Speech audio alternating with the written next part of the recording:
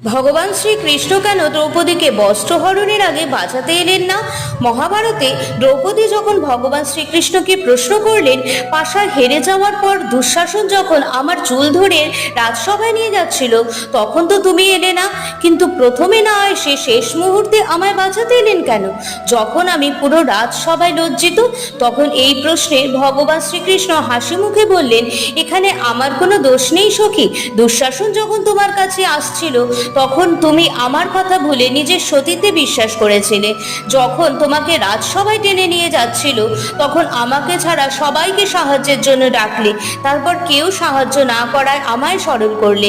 শোনো সখী, আমি দ্বারকায় বা বৈকুণ্ঠে থাকি না, আমি একজন প্রকৃত উপাসকের হৃদয়ে বাস করি।